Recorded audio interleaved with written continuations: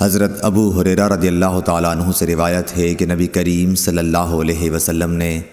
2 طرح کی خرید و فروخت اور 2 طرح کے لباس اور 2 وقتوں کی نماز سے منع فرمایا۔ آپ نے نماز فجر کے بعد سورج نکلنے تک اور نماز عصر کے بعد غروب ہونے تک نماز پڑھنے سے منع فرمایا، اور کپڑوں میں اشتمال سما یعنی ایک کپڑا اپنے اوپر اس طرح لپیٹ لینا کہ شرمگاہ کھل جائے،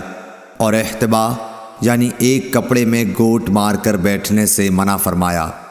اور خرید و فروخت میں آپ نے منابضہ اور ملامسہ سے منع فرمایا۔